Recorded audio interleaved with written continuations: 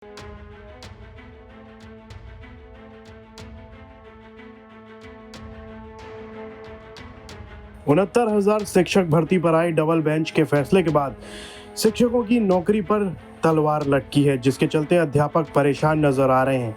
नौकरी जाने के डर को देखते हुए कई अध्यापक यहां तक कह रहे हैं कि अगर नौकरी चली गई तो जिंदगी में बहुत बड़ी मुसीबत बढ़ जाएगी। इस पूरे बवाल के पीछे इस भर्ती को लेकर कोर्ट का फैसला आया है, जिसमें कोर्ट ने अभ्यर्थियों के पक्ष में फैसला दिया है। इस्लामाबाद हाईकोर्ट के लखनऊ खंडपीठ के डबल बेंच ने उत्तर प्रदेश के चर्चित 69,000 शिक्षक भर्ती पर आदेश देते हुए यूपी सरकार को आरक्षण नियमावली का सही से पालन करते हुए नई लिस्ट बनाने को कहा है। ऐसे में सवाल उठ रहे हैं कि अगर फिर से मेरिट लिस्ट जारी होती है और सरकार 18,568 सीटों पर आरक्षित वर्ग के कैंडिडेट्स का चयन करेगी, तो फिर उन सामान्य वर्ग के अभ्यर्थियों का क्या होगा जिनकी सिलेक्शन हुई थी और पिछले कई सालों से वो नौकरी कर रहे हैं। क्या सरकार उनके कोई विकल्प लाएगी? इस पर जब यूपी तक ने लखीमपुर खीरी में अध्यापिका अनुकृति शर्मा से बात की तो वो क्या बोली, वो सुनिए। क्या नाम है आपका? सर अनुकृति शर्मा। अभी कहाँ क्या है? सर मैं जिला अलीगढ़ से हूँ और यहाँ लखीमपुर में मेरी पोस्टिंग हुई है। किस बैच में थी? सर 69,000 में। अभी जिस तरह से चर्चा हो रही है 69,000 बैच में कुछ अनियमितताएं हुई हैं, उसको लेकर क्या सोचती हैं आप? सर ये ना एक बहुत ही बहुत ही भद्दा एक गलत मजाक है, क्योंकि आप खुद सोचिए ये जो लड़कियां ये नौकरी कर रही हैं या लेडीज नौकरी कर रही है, खाली बस वेतन के लिए नहीं कर रही हैं, ये एक हमारा सम्मान है। और आप खुद सोचिए जहाँ समाज में अगर सम्मान के साथ जिए तो जीना होता है, वरना अगर हमारा जब सम्मान ही चला जाए तो फिर ये जिएंगे तो जिएंगे कैसे बिना सम्मान के। और ये एक बहुत ही भद्दा किया जा रहा है, ये सब बहुत ही गलत है, ये सब नहीं करना चाहिए इन लोगों को। नहीं, आपका जैसे मान लीजिए है सामान से कट के ओबीसी में जाने की संभावनाएं हैं। सर आप इस बात को खुद ही बताइए, जैसे हम सम्मान है तो क्या इनके पास हमारी मेरिट नहीं थी, या हमने इनसे खुद कहा था कि हमें बनाइए, इन्होंने हमें बनाया तो अपनी मेरिट के आधार पर बनाया। अब हम इस चीज़ को हम क्यों भुगते हैं, या समाज में हमारा ये आत्म सम्मान क्यों डगमगाए रहा है, या क्यों इस सम्मान को क्षति पहुंचाई जा रही है? क्या इससे हमारा जो हमारा सम्मान है क्या वो नहीं बेकार जाएगा, या इससे इमेज नहीं खराब होती है? फिर हम पहुंचे अध्यापक अभिषेक श्रीवास्तव के पास, उनकी भी कुछ ऐसी ही परेशानियां, सुनिए क्या कहा। क्या नाम है आपका? सर मेरा नाम अभिषेक श्रीवास्तव है और मैं 69 शिक्षक भर्ती में सामान्य वर्ग का भर्ती हूँ जी। कल जो माननीय एक सिंगल डबल बेंच का फैसला आया है कोर्ट द्वारा, वो सीधे जो है हम जो सामान्य वर्ग के अभ्यर्थी हैं वो प्रभावित हो रहे हैं। ये है कि जो सामान्य वर्ग के अभ्यर्थी हैं सीधे कोर्ट ने बोल दिया है कि आप जो हैं 31 मार्च 2025 तक नौकरी कर सकते हैं जो प्रभावित हो रहे हैं। उसके बाद सरकार जो है अपने स्तर से आपको हटाएगी।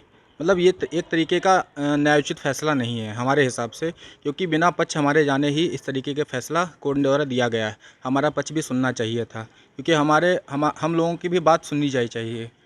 दूसरी बात यह है कि क्या लगता है इस फैसले के बाद, अगर मान लीजिए जो कोर्ट का फैसला उसके बाद कैसे चैलेंज करेंगे? नहीं, हमारी सबसे पहले हमारी सरकार से मांग है कि इस फैसले को हम लोगों का पक्ष लेते हुए माननीय सुप्रीम कोर्ट में याचिका डालनी चाहिए, जिससे कि हमारा पक्ष भी सुना जाए। ऐसा नहीं कि हमारे बिना पक्ष सुने ही इस तरीके का फैसला दे दिया जाए, क्योंकि हमारा जो चयन हुआ हम लोगों ने मेहनत करके यहाँ तक पहुँचे हैं। ये कोई संविदा की नौकरी नहीं कि जब चाहे तो आप हम लोगों को निकाल दें, जब चाहे तो हम लोगों को रख दें। अध्यापक अमरेंद्र प्रताप सिंह ने तो काफी सख्त रुख अपनाते हुए कोर्ट के फैसले पर अपने विचार कुछ इस तरह साझा किए। क्या नाम है? मेरा नाम अमरेंद्र प्रताप सिंह है। मैं भी 69,000 शिक्षक भर्ती का सामान्य वर्ग का अभ्यर्थी हूँ।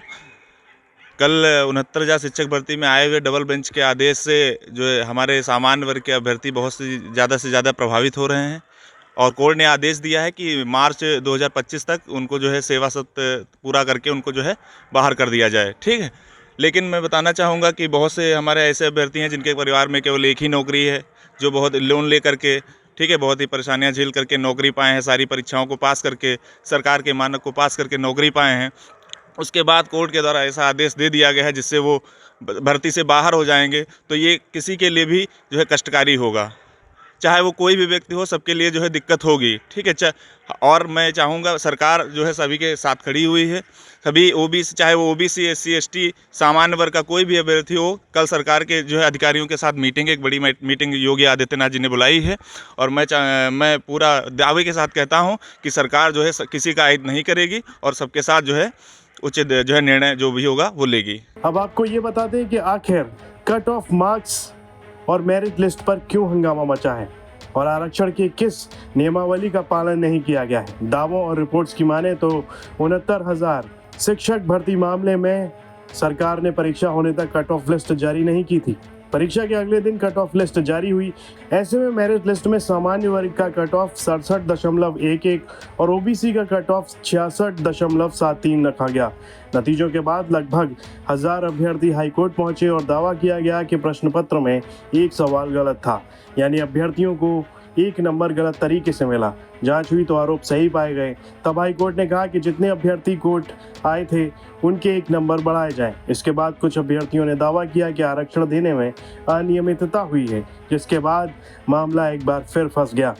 दरअसल कुल 69,000 पदों में ओबीसी का हिस्सा 18,598 बन रहा था। परीक्षा पास करने वाले अभ्यर्थियों ने बेसिक शिक्षा विभाग की वेबसाइट से नतीजों की पूरी लिस्ट निकाली। 3 महीनों तक रिसर्च किया। दावा है कि इस लिस्ट में बेसिक शिक्षा नियमावली 1981 और आरक्षण नियमावली 1994 का पालन नहीं किया गया। आरक्षण नियमावली कहती है कि अगर रिजर्व कैटेगरी के कैंडिडेट को जनरल कैटेगरी जितना कट ऑफ मार्क्स मिलता है तो आरक्षित वर्ग से निकालकर उन्हें सामान्य वर्ग में रखा जाए। वहीं आरक्षित वर्ग को उनके कट ऑफ के हिसाब से सिलेक्शन किया जाए। दावा यह भी किया गया कि सरकार ने मात्र 3% ही ओबीसी वर्ग का चयन किया है। हालांकि जांच के बाद सरकार ने दावा किया कि 18,568 पदों के अनुपात 30,000 से ज़्यादा ओबीसी का चयन इस भर्ती में हुआ है। लखीमपुर खीरी से यूपी तक के लिए अभिषेक वर्मा की रिपोर्ट।